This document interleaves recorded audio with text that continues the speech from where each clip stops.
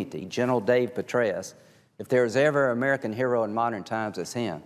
Have you ever asked him or Senator Chambliss or anybody else, oh, by the way, I'm thinking about pulling the plug on our aid to Pakistan, Egypt, and Libya.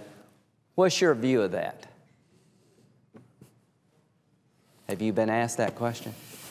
Well, I thank my friend from South Carolina as well as my friend from Arizona with respect to the debate that they have been engaged in here and for bringing this issue to the forefront, being willing to stand up and say, hey, you know, foreign aid, if you talk about that in the coffee club in Seneca, South Carolina, or Phoenix, Arizona, or Moultrie, Georgia, is not the most popular topic.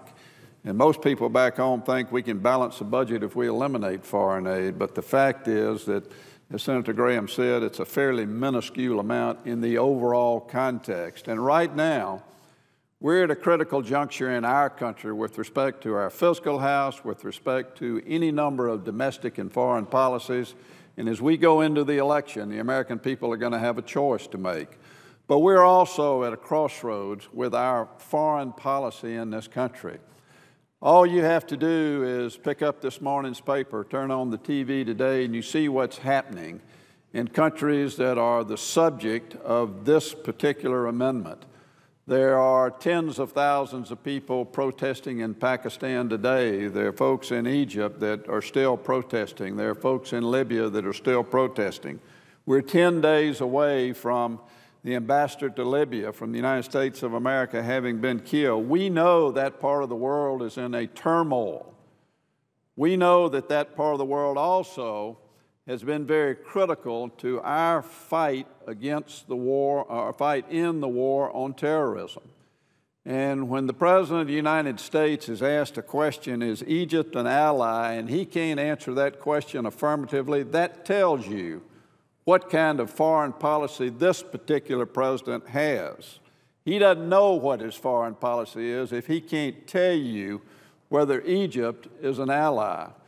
Well, let me tell you, in spite of all that's happened in the last 10 days, and all of us still grieve for the loss of 4 very brave Americans who put their life in harm's way as civilians to advocate what's in the best interest of our country.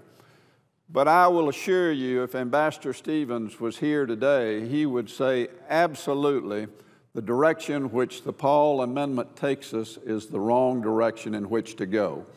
I know what the intelligence community thinks about this particular direction. I know that the intelligence committee thinks that in spite of all of our problems with Pakistan, and we've had our very open and overt problems with Pakistan over the last several months and couple of years, but the fact is that we've got American soldiers in harm's way today in Afghanistan who are fighting to protect the freedoms of this country and who are fighting to make sure that we remain the safest, most secure country in the world. And you cannot decouple Afghanistan and Pakistan. It is very important that we maintain a strong relationship with Pakistan, even though it is difficult and even though it is fractured.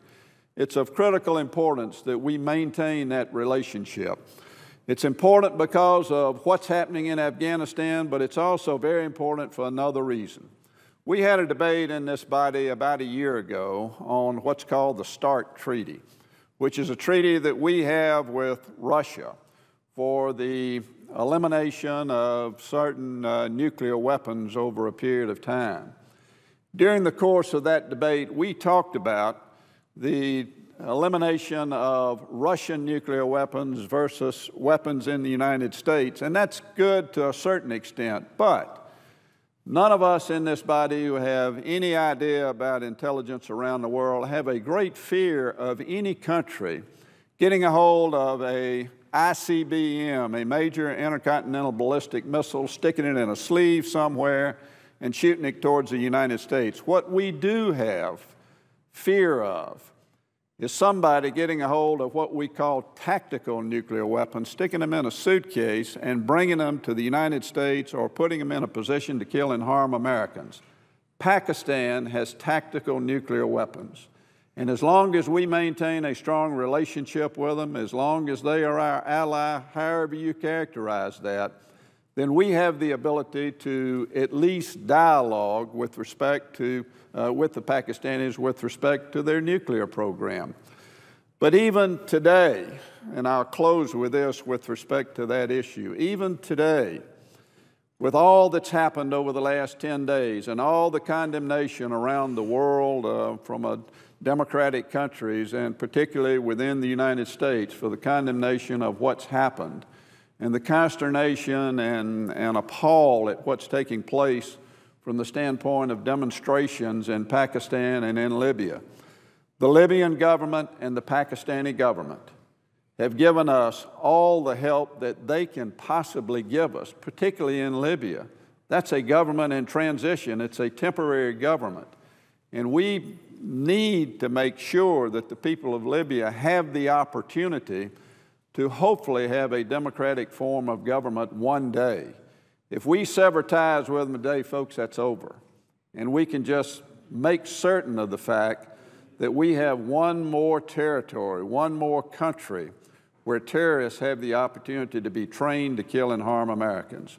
With respect to Pakistan, the Pak government has sent the Palace Guard to guard the embassy of the United States. That's their most elite troops. Now again, our relationship is frayed and it's fractured, but they are doing their level best to try to make sure that the Americans that remain in Pakistan are protected.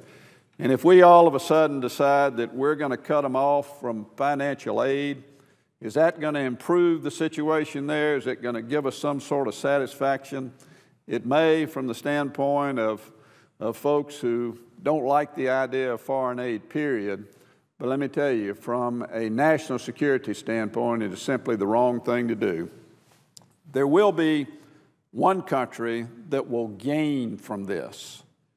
The country that will gain from this is the most notorious terrorist-sponsoring nation in the world, and that's Iran.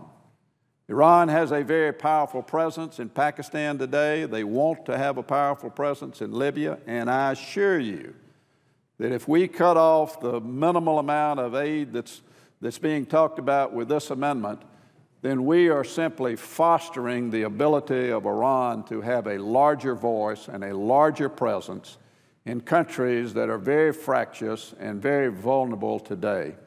So while in spirit, I agree with my good friend Rand, Senator Paul, this is not the right time in the history of our country and not the right time in the history of the world to take action that is simply not in the best interest of the United States. The Senator from Arizona. In the last few days,